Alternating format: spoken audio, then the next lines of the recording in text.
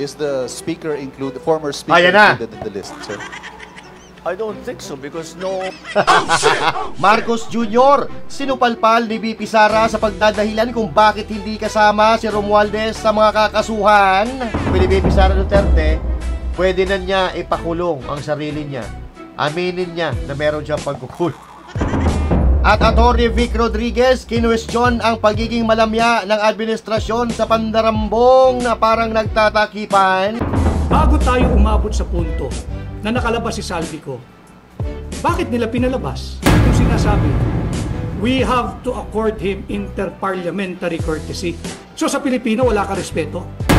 Marcos Jr. protektado si Insan sa kahihiyan pero ang taong bayan hirap na hirap siyang paniwalaan. Is there? Except for them who are the most guilty. Do you think he is? Diba? Tawa na lang. Do you think? Hindi niya masagot. Pag-uusapan po natin yan mga kababayan. Maya-maya lamang. Para lagi kang updated. Ako nga pala si Bidaya ng mga oposisyon sa kasalukuyan po. At sabi nga, galit na galit ang mga dakungan ang Pangulong Duterte. Kung hindi ka pa nakakapag-subscribe, i-subscribe mo na yan!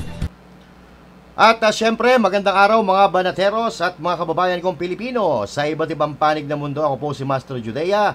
Tayo po ay nagbabalik para pag-uusapan ulit ang mga hahalagang balita na nangyayari sa ating bansa. Ayan, kumusta po kayo ngayong araw ng Huwebes mga kababayan? Sana lahat tayo ay nakakaraos sa pang-araw-araw natin na buhay. At syempre, bago po tayo magsimula, huwag kakalimutan na mag-subscribe sa ating channel, mag-like, mag-share at mag-comment sa ating mga video na ina-upload. At nababasa po natin yung inyong mga komento sa ating mga pinag-uusapan araw-araw. Ayan, At syempre, maraming salamat sa mga patuloy na sumusuporta at sa mga bago nating subscribers. Oy, welcome Welcome! Welcome sa Master Judea Channel. At syempre, ito na. Pag-usapan na nga po natin mga kababayan ang mahalagang balita sa araw na ito. At kanina po ay nagkaroon po ng press con itong si Bonget.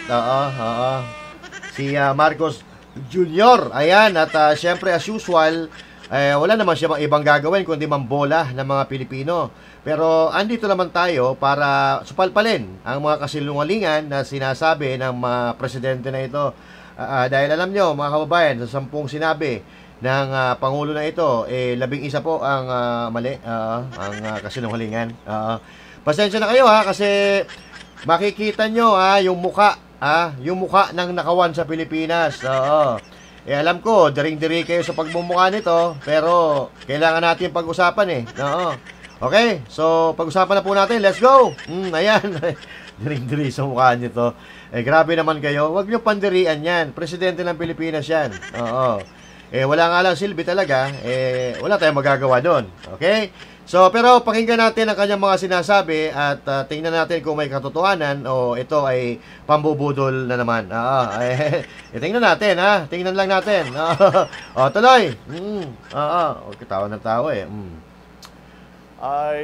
Ang magiging resulta dito sa ating focus, pagbigay ng pansin dito sa tatlo. Unang-una, papanagot ang mga kasama rito, bang kasabwat dito sa korupsyon. Hindi ka pa kasama doon? Maibabawi ng gobyerno ang pera na ninakaw nila. Babawiin Pangatlo, gumawa tayo ng reforma. Reforma. Lahat na itong klaseng korupsyon na ganito ay hindi na mauulit. Kaya, yung mga taong yan na kasabwat dyan, eto, mga walang hiyang ito, sa galit nagnanakaw ng ng bayan. Sino kaya yan? Ang maliligaya ninyong araw. Habulin na namin kayo. Ayun, walang hiya. Ilang beses na natin narinig yan. Di ba? Pero nung nakaraan, tapos na ang maliligayang araw nyo. Ngayon, habulin namin kayo. Narinig na namin yan Sinabi mo na yun noong pangalawa o pangatlong sona mo. Pero ano nangyari? May napakulong ka ba? Or may nahuli man lang ba? So, parang wala. sa laki ng intelligence fund mo na umabot ng 4 na bilyon, mukhang wala tayong nahuhuli na malalaking isda na magnanakaw talaga sa kaban ng bayan. Oo. Hindi ka na ba talaga nahihiya, Marcos Jr.? Puro tayo ganyan. Puro tayo boka-boka lang. Oo. Puro pambubuto lang ginagawa mo. Hoy! Alam mo, wala na naniniwala sa'yo. Tingnan mo yung mga comment ng tao. Ginagawa ka na lang katatawanan dahil nga napakasinungaling mong presidente. Di ba? Pare-pareho na kayo ng administrasyon mo. Nagkakaisa kayo sa panarantado ng mga Pilipino. Di ba? So, ano sabi niya? Hahabulin namin kayo. Tamang-tama, habulin nyo. Dahil, yung mga sangkot dito, na pinapakasuhan na nga ng ICI na pinagawa mo, pinatakas ninyo. Yung mga pinapakasuhan, pinatatakas ninyo. Ano mangyayari sa atin dito? Tulad nito. Ano ba yan? Kinumpirma ng Department of Justice at Bureau of Immigration na umalis na sa bansa si dating Department of Public Works and Highway Secretary Manuel Bonoan. Umalis Ang na? mensahe ni BI spokesperson Dana Sandoval sa GMA News Online, bumiyahe pa Amerika si Bonoan nitong Martes. Dagdag ni DOJ spokesperson Polo Martinez, sasamahan daw ni Bonoan ang kanyang misis na sasailalim sa operasyon doon. Sa December 17 daw, nakatakdang umuwi si Bonoan. Inirekomenda ng Independent Commission for Infrastructure sa Ombudsman na sampahan ng mga reklamong kriminal at administratibo si Bonoan dahil sa kapabayan umano niya sa issue sa flood control project sa Bulacan. Nako po, yan ang sinasabi natin mga kababayan. Pinapakasuhan pero hinayaang lumisan. Ganito talaga yung trend sa Pilipinas, ano? Yung trend sa Pilipinas, kapag nasasangkot sa katiwalian, kapag nasasangkot sa kontrobersiya, ang laging dahilan, kalusugan. Kung hindi man siya mismo, ginagamit niya yung kung sino man sa kamag-anak nila, yung asawa nila, para makapag-alibay, para makaalis po sila. Kung sino-sino na mga kamag-anak ginagamit nito mga ito. Si Saldico kasi, kaya siya pumunta ng US dahil sa kanyang pansariling kalusugan. Kaya siya lumisan, di ba? Kaya naman, si Bonoan ngayon, bago. Asawa naman niya para hindi halata ang pagsisinungalingan. Di ba? Bonoan, nung kumukubra ba kayo, may nararamdaman bang asawa mo na ganyan? May nararamdaman ba kayong karamdaman o sakit sa pangangatawan?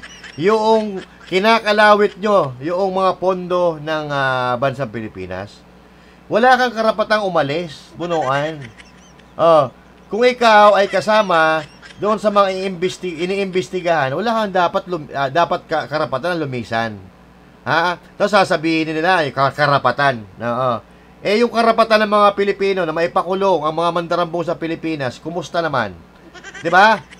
Andito sa Pilipinas ang problema, wala sa Amerika, Bonoan.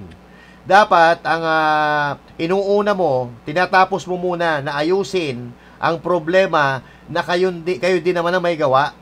Tapos bigla kayo maglalaayasan, magsisilisan, mag-aalisan ng mga Di ba? Wala na ito. December 17, anong petsa ngayon? Halos isang buwan?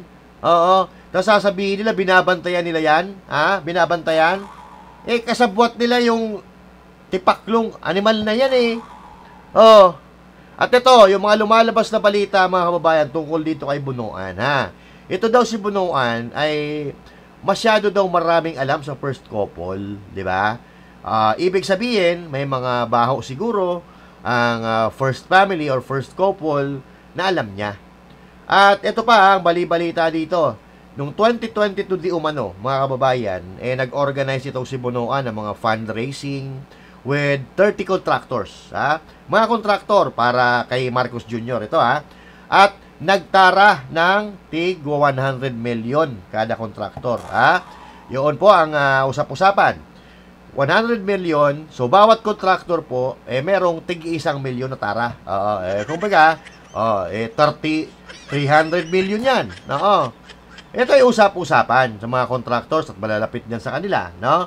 Kaya ito ang masakit, mga kababayan. Ang masakit dito, nagsasakit-sakitan na para makalabas ng bansa. Diba? Kasi nga, kapag inimbestigahan si Bonoan, itatanga-tanga rin yan. Hindi nga makasagot yan sa mga tanong noon sa, diba, Blue Ribbon Committee. Oo, nag-IAOO siya doon sa investigasyon. Kaya ayan, pinatakas na animal. Oo. Napaka-importante na naandito yan si Bunoan, ha? Para mabuo po yung investigasyon. Hindi po pwedeng pabanjing-banjing lang dahil kasama po sila sa iniimbestigan. Unang-una siya po yung sekretary nung nangyayari yung nakawan. Tapos bigla-bigla na lang nililisan nang hindi naman hinarang ng pamahalaan. Oo. O, di ba? O. So, yun ang problema natin.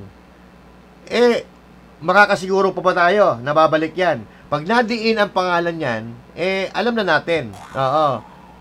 Kung saan lupalop na pupunta yan. O. Di ba? O, magkakaroon na naman ng Blue Ribbon Committee bukas, di ba? Bukas ba? Tama, bukas. Blue Ribbon Committee hearing.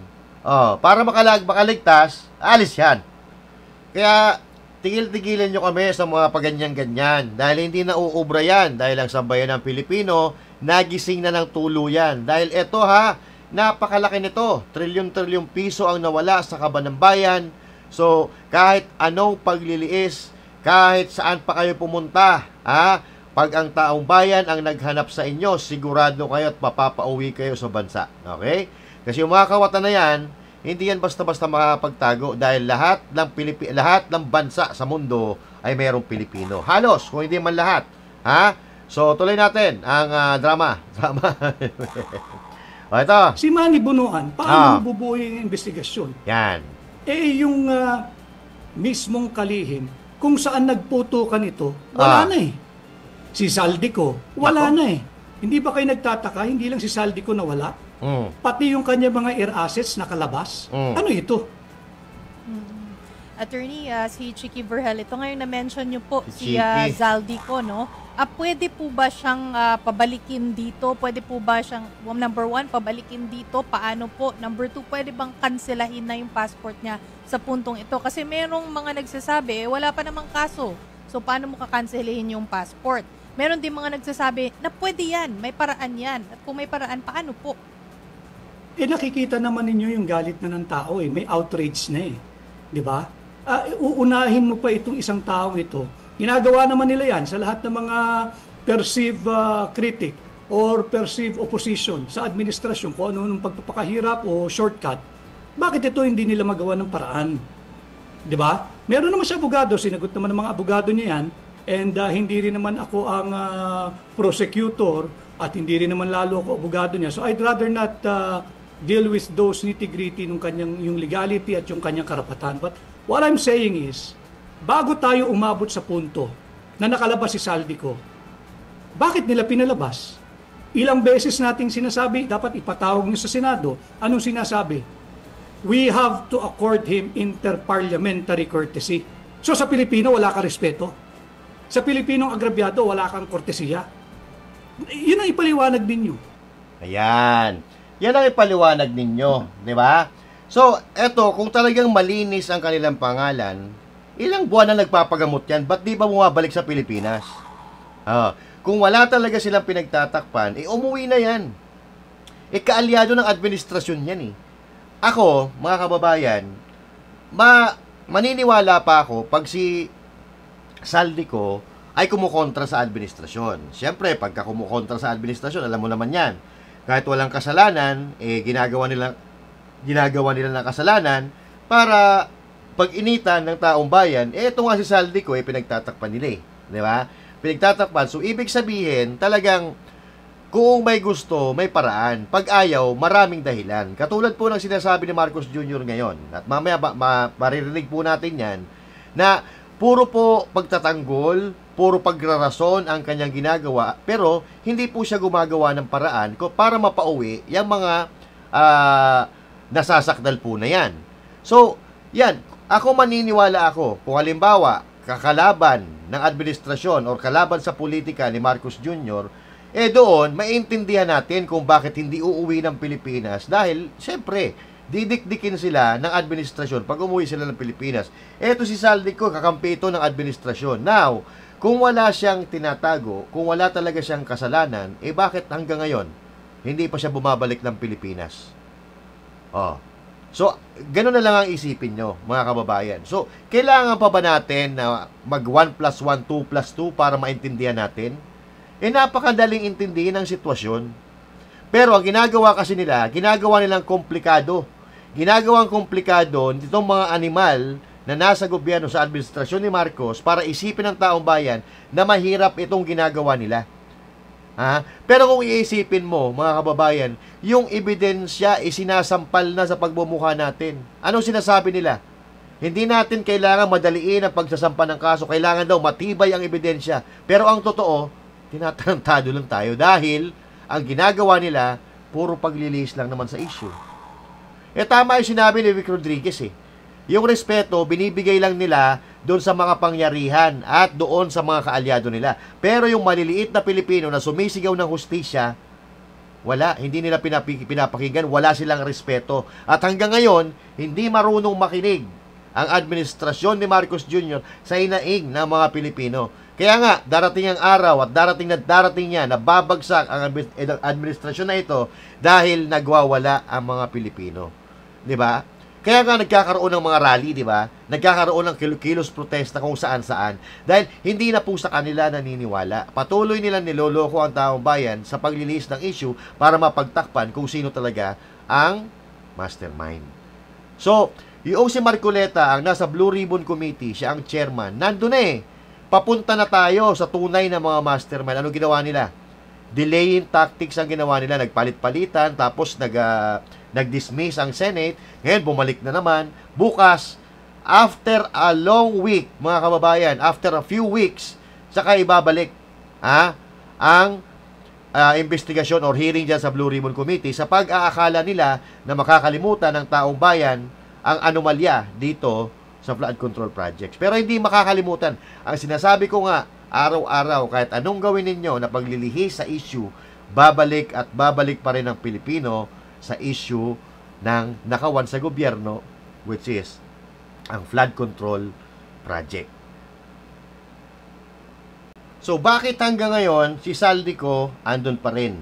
Hindi pa rin nakakabalik ng Pilipinas kung hindi sila nagtatakipan. Di ba? So, ituloy natin ang kwento at drama, mga kabayan. From Kat? Good morning, Mr. President. Sir, you mentioned in the latter part of your speech na tapos na ang maliligayang araw nyo, hahabulin namin kayo. The nation's question is, why is former Congressman Zaldico's passport not yet canceled? And what is the government doing to actually either convince him or force him to return to the Philippines? I think that's best directed at the lawyer because it's a legal answer. And the legal answer is because hindi pa nasampahan ng kaso, therefore the request for the cancellation of his passport cannot yet be made. However, when that time comes, we will immediately cancel his passport. I'm not a lawyer, so I cannot. I'm not the best person to explain it, but that's the procedure. You have to give grounds for the cancellation of the passport, and those grounds will be based on the cases that will be filed against him. All right. So yan ang problema, mga kababayan. Pagka mahina at hindi marunong umintindi, walang alam ang presidente. Di ba? Kaya nga napaka-importante na ang presidente ay maalam sa batas. Di ba? Marunong sa batas. So ibig sabihin, dapat ang presidente, number one na requirements dyan, dapat isa kang abogado or kahit hindi ka man abogado, may alam ka sa pagpapatupad, pagsunod, at kung paano gumagana ang batas ng Pilipinas. Di ba? Kasi katulad dito, hindi naman daw siya abogado Ano gagawin ko dyan? Hayaan natin ang mga abogado ang gumawa niyan. So now, kung halimbawa, ang presidente ay abogado on the spot, kaya niyang sagutin yung mga tanong na yan. Kasi biruin mo ito kay Tebes, ang bilis nila gumawa ng aksyon. Di ba? Yung passport ni Tebes, antimano, cancel agad. Kinancel agad nila. Ito si Tebes po, isa ring kongresista. Bakit hindi nila binigyan ng interparliamentary courtesy si Tebes katulad ng ini-impose nila kay Saldico? Parehas naman sila kongresista, di ba? Bakit hindi maibigay yung kortesiya na yan kay Saldico, ay kay Tebes dati, Katulad na pagbibigay ka Saldico. Di ba? Oh. Kasi nga mga kababayan, they are on survival stage. Di ba? They are survival stage ngayon. Di ba? Mas uunahin nila na iligtas ang sarili-sarili nilang mga puwet kaysa paglingkuran ang bansang Pilipinas. Uunahin muna nila na linisin ang pangalan nila bago pa man sila gumawa ng hakbang para sa mamamayang Pilipino. Sila muna yan. 3 taon na, wala tayong napakinabangan Ngayon pa kaya na may kinaharap silang napakalaking problema na pumapalo sa likod na batok nila araw-araw, itong korupsyon na ito. Na kahit anong gawin nila, ang direksyon ng investigasyon napupunta pa rin sa kanila.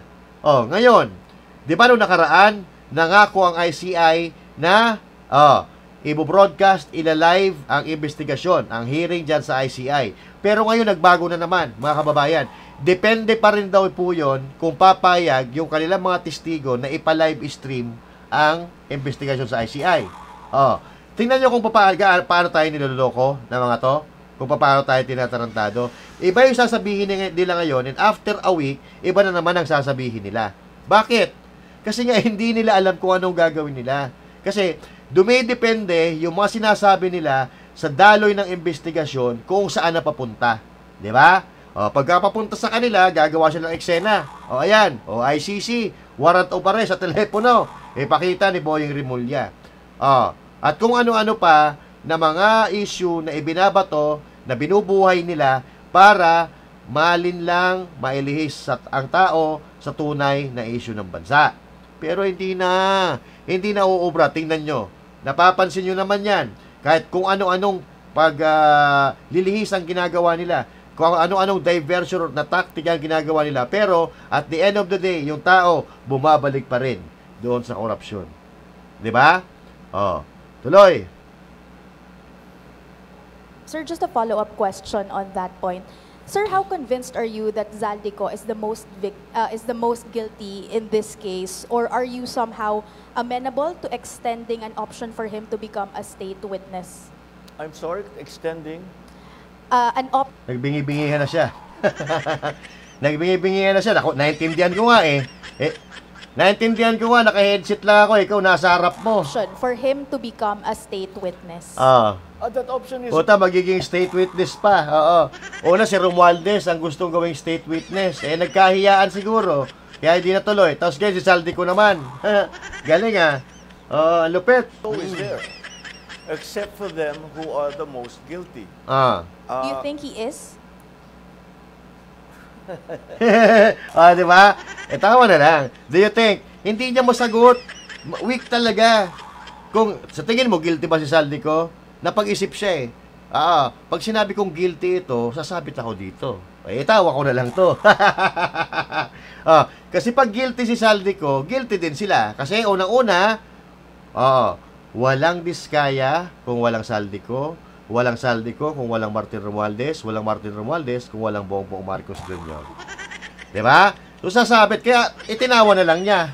Yun ang problema. Pag sinabi ko, sasagutin kita, sasabihin niyo, prejudge. Wow! Let the courts do their work. Prejudge daw. May pa-prejudge ka pang nalalaman. Sanay na naman kayo dyan. Diba? So anong prejudge ang sinasabi mo? Balik natin. Nung kay Pangulong Duterte, nung kinidnap nyo si Pangulong Duterte, ang sabi nyo, mamamatay tao si Pangulong Duterte. So, human rights violations, mamamatay tao si President Duterte. Kahit wala pang warrant of arrest, sinasabi nyo na, ano yan, guilty yan. Ipadala na natin sa dahig yan. Yun ang prejudge. Ganon. At yung ginawa nyo kay Pastor Apollo C. Quiboloy, yun ang prejudge. Diba?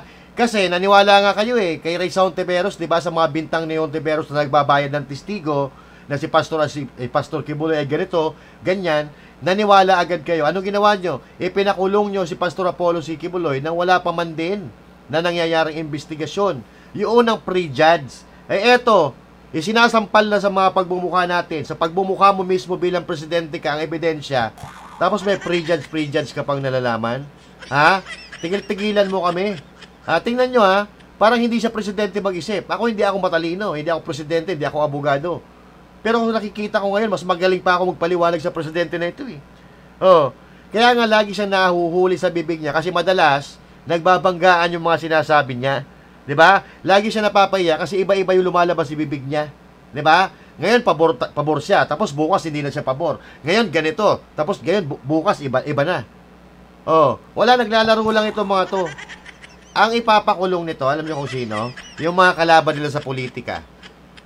Yung mga kalaban nila sa politika, nagagawa nila ng istorya, at kung hindi man kalaban sa politika, yung mga kaalyado nila at kasabwat nila na wala ng pakinabang sa kanila.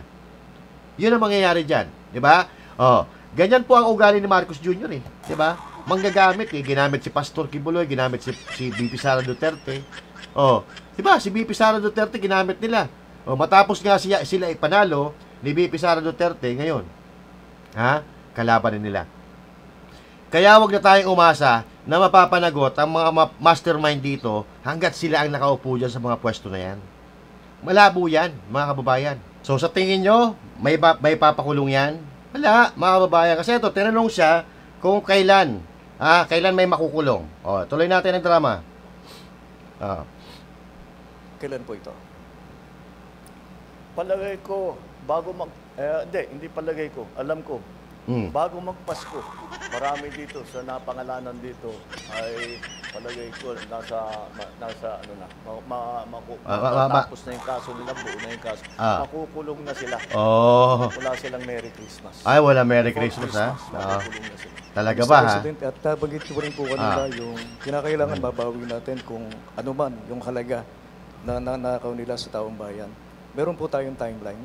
Wala tayong buo na kasi marami pa kaming nakikita. Marami pa kaming nakikitang iba. So yung mga nabanggit ko na halaga, yun pa lang na ating nakikita. Pero ako nakakatira ko, marami pa tayong mababawi dito. So patuloy namin gagawin. Patuloy na gagawin, ha? Baka yung pagdanakaw, ha? So, naniniwala ba kayo doon? Nagdadalawang isip niya kung ano sasabihin niya, Di ba? Nagkakanda bulol-bulol pa. Ibabalik daw yung pera na ninakaw ng mga kawatan. Ibabalik daw nila. Putang ina. Sa ibang bansa nga na makakapangyarihan, magagaling ang leader nila. Kapag may korupsyon, nakukulong na lang yung mga korrupt na leader, pero yung pera na ninakaw nila hindi na ibabalik. Dito pa kaya sa Pilipinas, pinamumugaran tayo ng buhaya dito. Bago yan maibalik sa kaban ng bayan, dadaan muna sa kamay ng mga buhaya kapag nanlilisik ang mata kapag nakakikita ng kwarta. Eto si Marcos, nangako ito, Eto, nangako ito na ibabalik niya yung 60 billion sa PhilHealth na kinupit nila. Ngayon, may nabalik na ba? Nga. Tapos ngayon, nambubudol na naman. Ibabalik daw yung ninakaw ng pera. Paano mo kukunin yun? Hindi na... ito nga, nalantara na pagkuha nyo sa PhilHealth, hindi nyo na ibabalik, napangako mo na. Walang magnanakaw sa gobyerno na makukulong tapos ibabalik pa nila yung pera na ninakaw nila. Baka alam nila kung saan nakalagak yung pera. Di ba? Baka alam nila kung saan kukunin yung ninakaw na pera. Kaya ganyan sila magsalita, si Marcos Jr. Pakasinugaling talaga ng presidente na to, Di ba? Puro daldal, puro satsat, wala namang galaw. Ito, pakinggan nyo. Mr. President, one more question, please. While we navigate this corruption scandal, the economy is taking a hit. The peso hit an all-time low yesterday. Third quarter GDP is at 4%. The stock market is at pandemic levels. What is the plan to recover investor confidence? At ano ho ang plano para sa economic recovery? Akala ko ba maganda ekonomiya? Diba? Laging ipinagyayabang ni Marcos Jr., ni Claire Castro na napakaganda ng ekonomiya natin kumpara sa ibang bansa. Bakit ngayon, nagtatanong si Ivan Mayrina ng ganyan? Wala. Puro kayo talaga satsat, puro kayo yabang. Well, once puro paliwanag. We had that is that there really was a downturn in economic activity. You have to remember that it's not only because of these problems. Yung bagyo. Walang hiya ka. Taon-taon may bagyo sa Pilipinas. Kung ikaw magaling kang leader, i-anticipate mo, may bagyong darating. Ganyan. Ano ba gagawin natin para hindi apektuhan yung ekonomiya. Ikaw, sa bahay mo, di ba? Pag may darating na bagyo, anong ginagawa mo? Marcos Jr., paliitin natin. Sisisihin mo na naman yung bagyo, climate change and all that. Bullshit. That's bullshit talaga. Sa bahay mo, alam mo, may darating na bagyo, ano gagawin mo?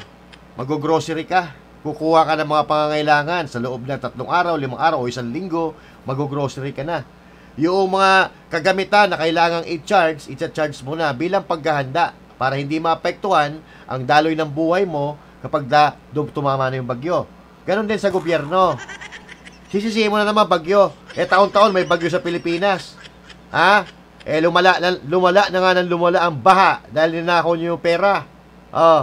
Tapos ganyan-ganyan ka, puro kayo alibay. Yung nawala na working days. Na sa natin, sa ekonomiya natin because of climate change. And you have to also remember the situation, the global situation. We are not the only ones suffering the shocks that come from the new trade structure that has been imposed on the rest of the world. Yan ang problema eh. Yung ibang bansa nahihirapan sila, bumabagsak ang ekonomiya nila, pero nakakasurvive yung mga citizen nila. 'Di ba? Ito na nga lang example eh, 'di ba? Yung mga bansa natin, kalapit natin sa Asia, binigyan ng 0% tariff ng Amerika at ng China.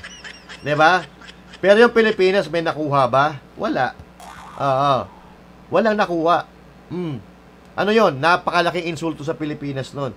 Tapos, ihahalin tulad mo ang Pilipinas sa ibang mundo, ibang nasyon sa mundo, na doon pa nga lang sa ASEAN, sa APEC, luging-lugi na tayo. Bakit?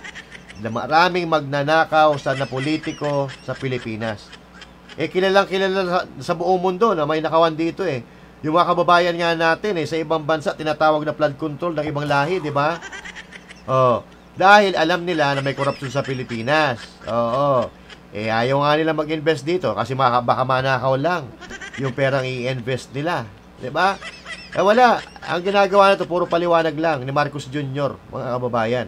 So, lagi niya ipinagyayabang, gumaganda ang ekonomiya ng Pilipinas. Marami na daw investors ang gustong mag-invest sa ating bansa. Maayos ang GDP ng ating bansa. Kagaguhan po yun. Iba po yung lumalabas na numero eh. Araw-araw ngayon nga, kahapon nga, napakataas ng palitan ng dolyar sa piso. Etong si Claire Castro, pinapabango ng pinapabango ang pangalan ni Bongbong Marcos Jr. Diba? Pero lagi rin sila sinasampal ng katotohanan dahil pag nagsasalita sila ngayon, bukas, may lalabas na numero na bagsak ang ekonomiya ng Pilipinas. Pero, akala ko ba maayos ang lagay ng Pilipinas? Bakit mo sinasagot? Bakit di mo sinupalpal si Ivan Mayrina? Maayos pala yung ekonomiya ng Pilipinas eh. So, wala sa hulog, di ba? Yung tanong ni Ivan Mayrina, di ba? Hindi applicable sana yung tanong ni Ivan Mayrina kung sinasabi nyo na maganda ang ekonomiya ng bansa. Sinisisi mo pa yung climate change? Yung bansa nakakaranas ng kahirapan ng ibang bansa. Pero tayong ang Pilipinas lang ang hindi makabangon sa kahirapan. Kasi marami ang magnanakaw.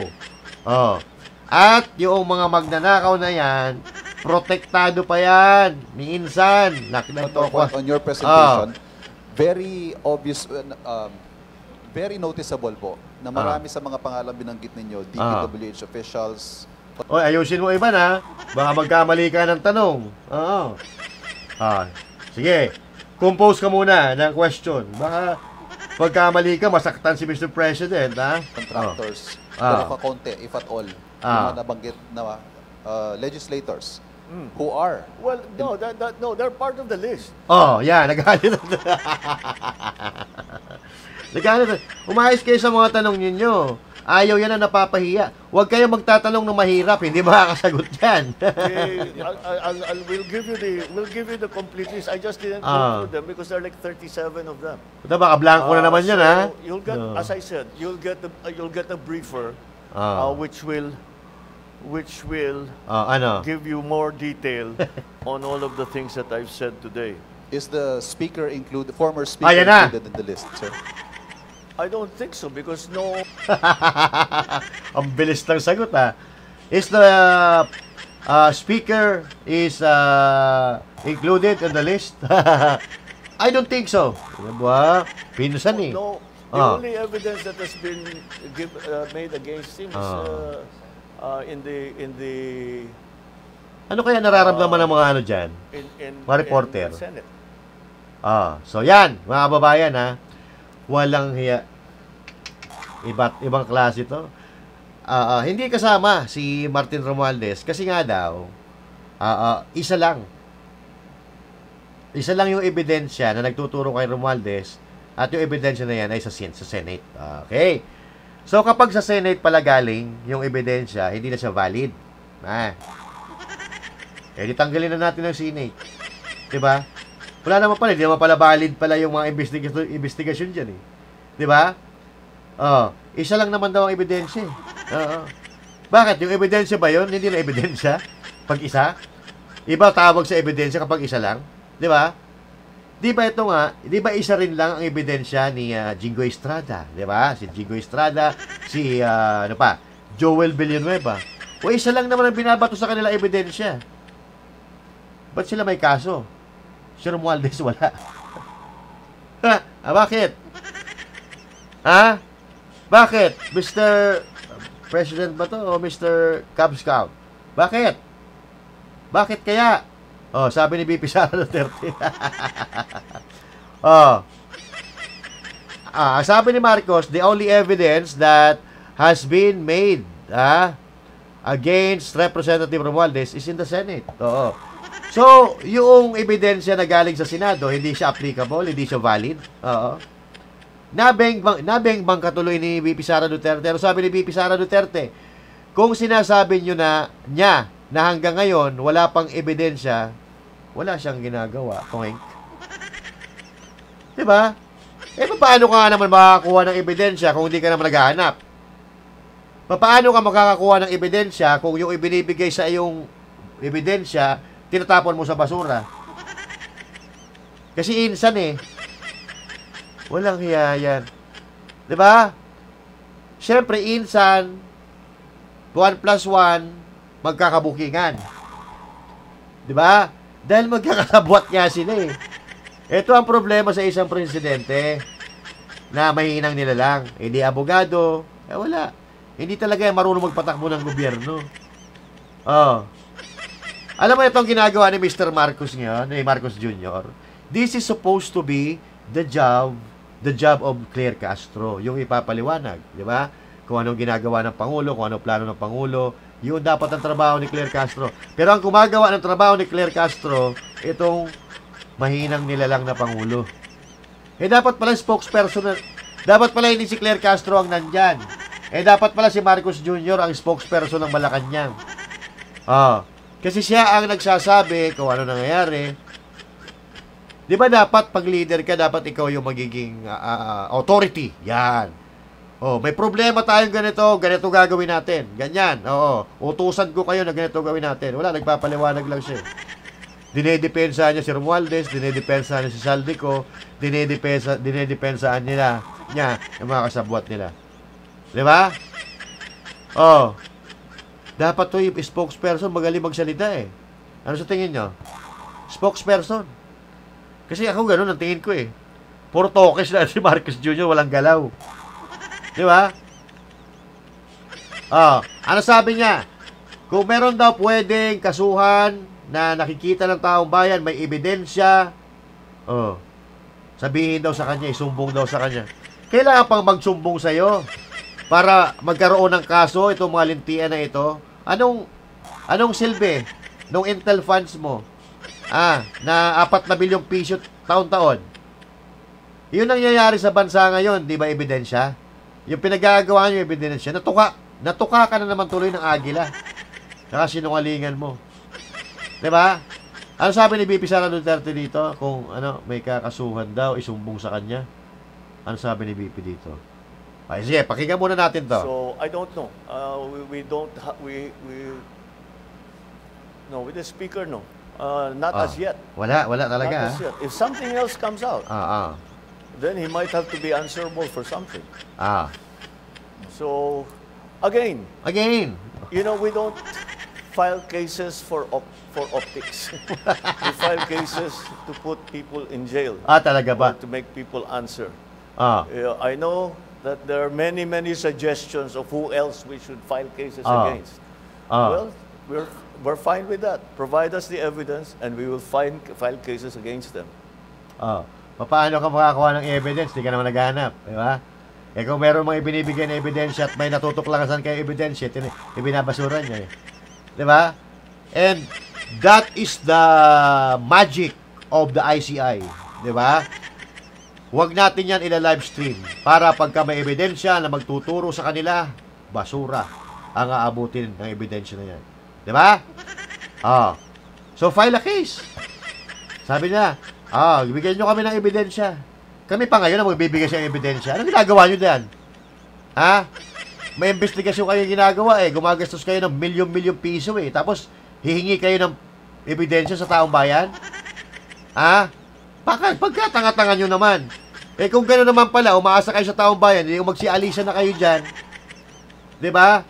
Kaya ka nabibembang ni BP Sara. Ano sabi ni BP Sara Duterte? Ayan, sabi ni BP Sara Duterte, pwede na niya ipakulong ang sarili niya. Aminin niya na meron siyang pagkukulong.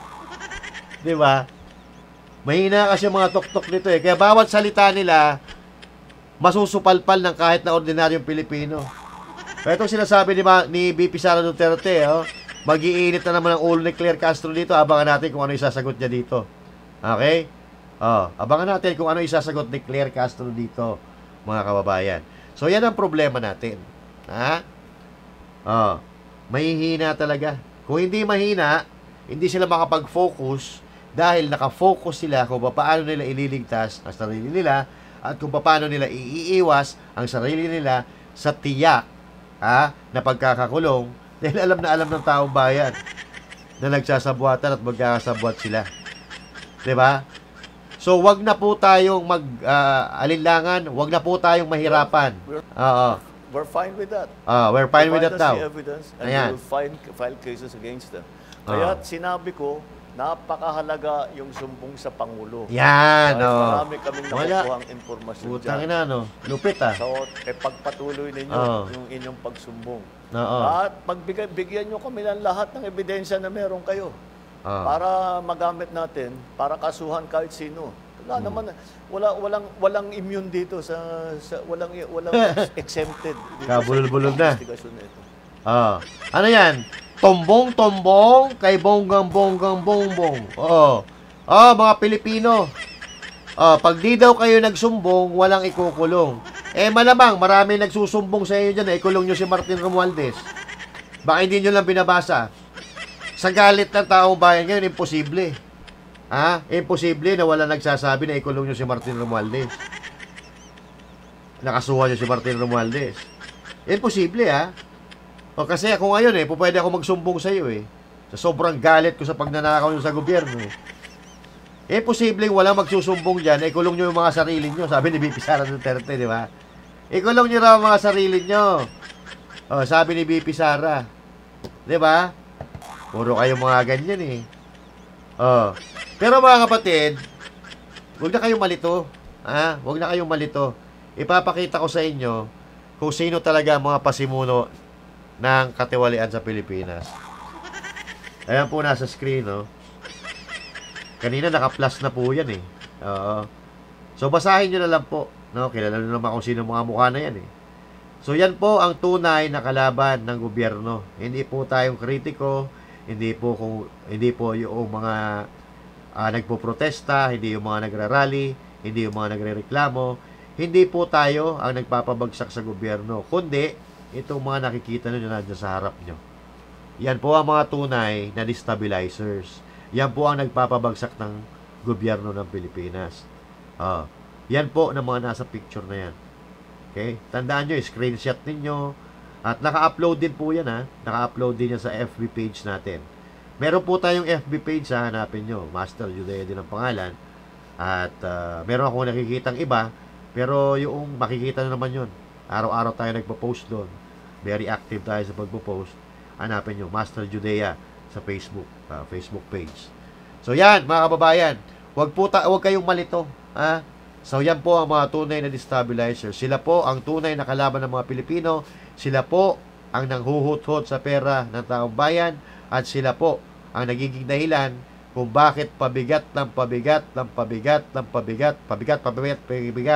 buhay natin sa Pilipinas. Sila po yan. So wag na po kayong malito. Screenshot nyo yan. Yaan ang mga tao na hindi natin po pwede pagkatiwalaan dahil sila ang magkakasabwat sa pamumuno ni Marcos Jr. at ng kanyang asawa, Martin Romualdez, at iba pa nilang kakutsaba sa pambabalasuras, pambabalatuba sa ating bansa. Okay? Kung meron po kayong komento, ay comment ninyo dyan sa comment section. Basahin natin at tingnan natin kung meron tayong pwede pag-usapan sa ating susunod na talakayan. Once again, my name is Master Judea. Thank you. God bless you all and to God be the glory. Magandang araw sa inyo lahat, mga babae.